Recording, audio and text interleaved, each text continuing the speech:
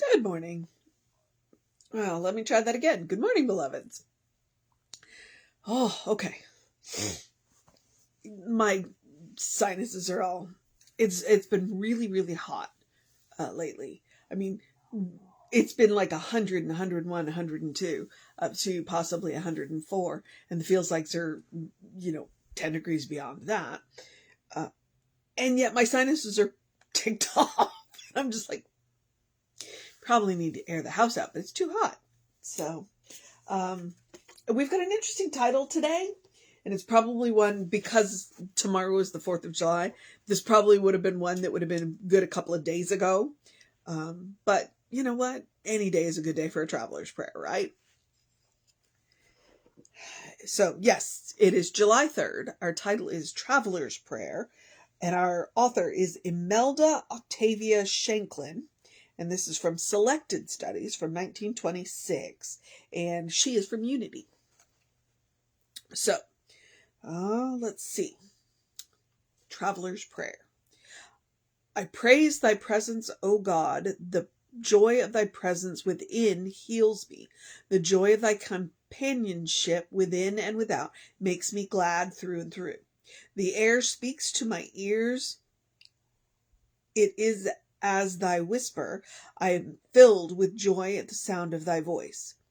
In the stillness of the night, when the world sleeps, I hear thy voice again, and I rejoice in thy steadfastness. The wild flower smiles at me through the faint warmth of spring. Thy face looks through its face. I laugh at the happiness of thy approval. When I laugh, I hear the ripple of thy voice within my own. The sound of it increases my joy. When I pray upon the mountain peak, thy words blend with mine. My prayer is established, and I exult in heart. In the stillness, I feel thee moving softly in my soul. Then I keep quiet, that I do not drive thee into retreat. When I inhabit the solitude, thou art by my side. When I travel the thronged places, thou art by my side. I am jubilant in thy company. The stars light my path by night, the sun by day. Their radiance is the effulgence of thy countenance, and I sing in ecstasy of my rapture that thou art always looking upon me. At noonday I rest in the shelter of thy presence. When I walk, thy feet keep step with my feet. When storms sweep the landscape, thy lightning shows me where to set my foot. The thunder speaks thrillingly to me. Because thou art my companion, the hoarfrost spread jewels, and the dew emblazons rainbows about me. I go rejoicingly forward, for thou art my future and my past. All right. Clearly not written in a language that I'm comfortable with. But it was beautiful. It was beautiful. And it was absolutely that reminder that we can see God everywhere. We can hear God everywhere. She said, the wildflower smiles at me. I see you smiling at me through the wildflower. And so that is exactly what, I didn't know what I was up in for with that. And clearly it wasn't what I thought it was going to be, but that's okay. That's the beauty of doing these readings. It's like, okay, are we praying for travelers? No, we are praying for the traveler, which is you. You are the traveler. As we travel through this world, can we let us look around and see God looking back at us, and let us feel God walking beside us. And as she says, feel God moving in our soul. And then not only do we feel God, she said, when I feel you moving in my soul, then I try and remain quiet so I don't drive you into retreat. Because that's exactly what can happen. Is like when we have those moments, when we go into meditation, we have those moments and we feel that oneness, and then, the material world kind of intrudes, and then that sacredness kind of retreats. And so it's like when you feel that moment, you kind of want to prolong that moment. So it's like, let me be a little extra quiet for a minute. Let me not break the spell, as it were, or the meditation, as it were. And so what that is a reminder that we never travel alone. Like, we're never alone. We're never alone. God is always with us because God is in us. We are made from God's stuff. And more importantly, God's all around us all the time. It's like, I liked that part. It's like when, like, my feet keep step with your feet, or your feet keep step with my feet. It's like, you're never going to go anywhere that God isn't. And you can't go anywhere that God isn't. And God is always going to go with you because you carry God within you. And so that was a beautiful reminder, is what I will say. Were I to read it again, I would probably change the eyes because that just is not my language. But it was beautiful. There were a couple of words in there. I was like, well, I know what that word means. I've seen that word before, but so, yeah, but it was written in 1926, the language has shifted a little bit. That's almost 100 years ago. So, I commend Imelda for, one, writing it and writing it so beautifully, and two, for her constant reminders. It's like, when the wildflower smiles at me, I see thy countenance looking back at me. It's like, oh, right. And it's not just the wildflowers. I'm a big believer in looking into another's eyes, another living thing's eyes, and seeing God looking back at you. And I don't just mean the two-leggeds. I also include the four-leggeds. You want to get right down to it, we can talk about the six-legged and the eight-legged and the 100-leggeds too, but that gets a little weird really quick. It's all God. So her traveler's prayer is to remind you, you are the traveler, and that you have a constant, caring traveling companion. Your traveling companion may be quiet, but if you listen, your traveling companion will absolutely offer you the most amazing guidance. And more importantly, that traveling companion is always there. That traveling companion will never abandon you, can never abandon you, because that traveling companion is within you. So that's kind of my take on this. It's a beautiful prayer and a beautiful reminder that we are the travelers. This material existence is we're traveling through it. We're not going to stay here forever.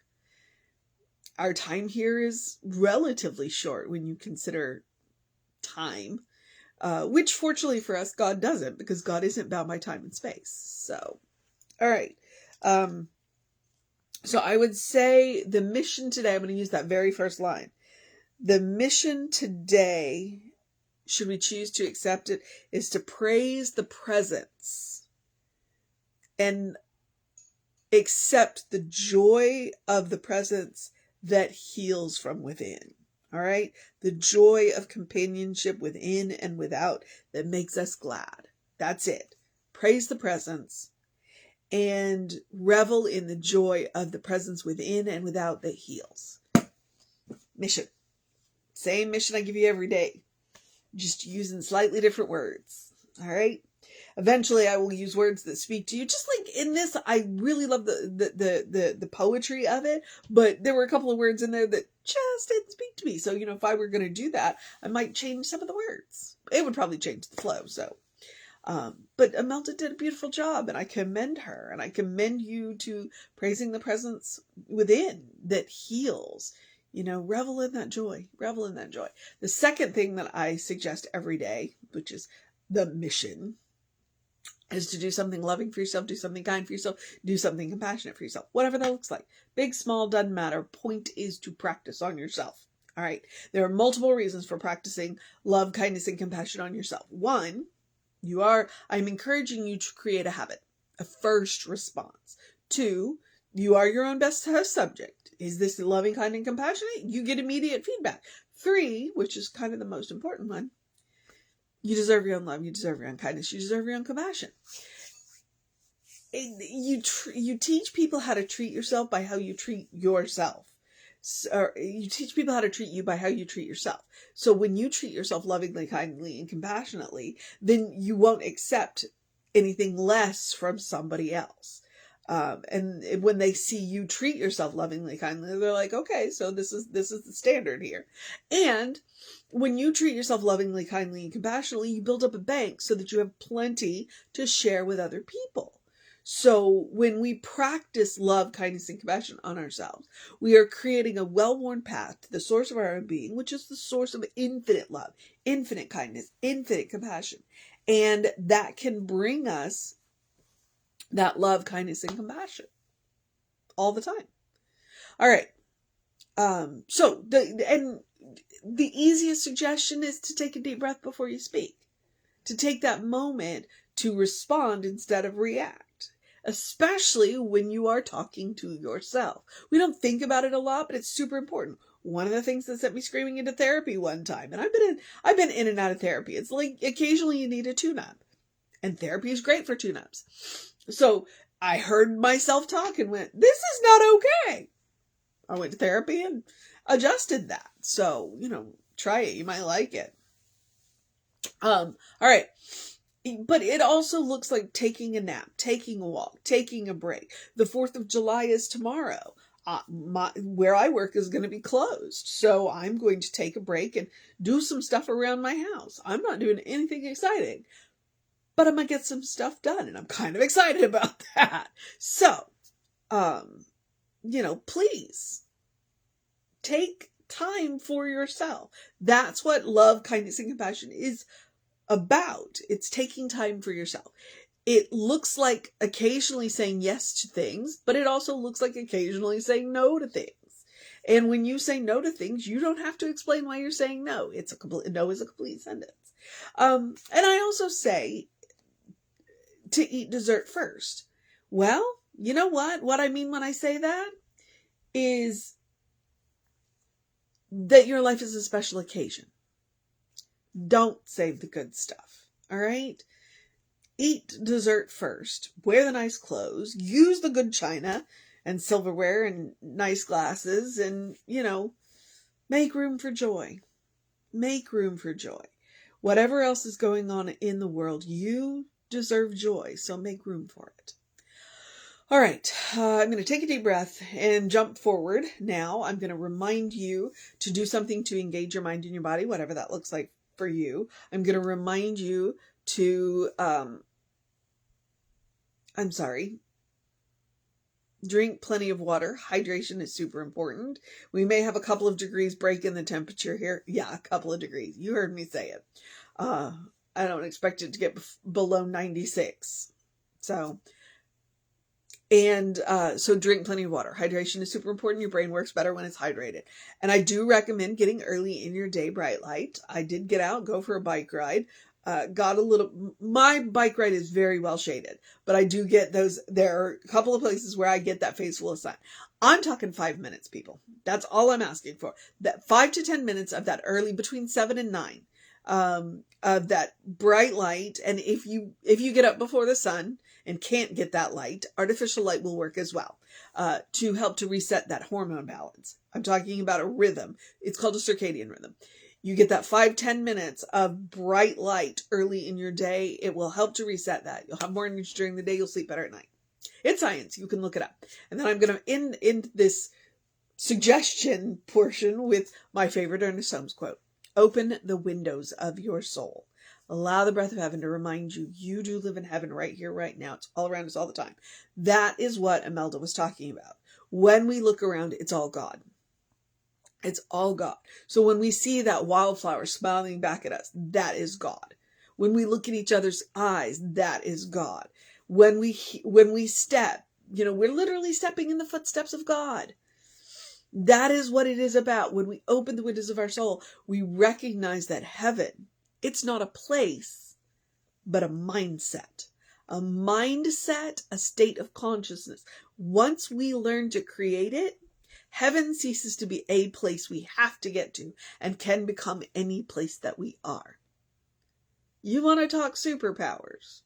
That, my friends, is a superpower. All right. And you can always take Emma's advice. Look for the good and praise it. Okay. I think I'm at the part where I remind you. Yeah, I guess I'm in the social media part. We are Creative Life Spiritual Center, Creative Life Spark. I am the Running Rev Ryan on the social medias that I am on. We try and post good content. I know that the YouTube channels have got plenty of fantastic content. Feel free, go there, go to the playlists, click through the playlists. Reverend Arthur has a playlist. Reverend David has a playlist. Danielle has a playlist. I have a playlist. We have a Spanish language where we've done a couple of things in the Spanish language. So there's a little extra content in there. If I have people that do another language, then we'll do that too. So, it's just like, tell me what content you want and I'll see about getting it up there for you. And I've done 4 books now, I guess, because I read this thing called You. So, if you go to the Running Rev, there's all kinds of content up there. Yeah, you could watch for hours and days and not run out of stuff to watch. So, all right. Yep. So if you want to know what's going on with the center, please email info@creativelife.org. That will get you on the constant contact. That way you will know what's going on even when I have no idea what's going on, because it happens occasionally. And he has hot links in there. So if it says click here now, it will take you right to the information you want.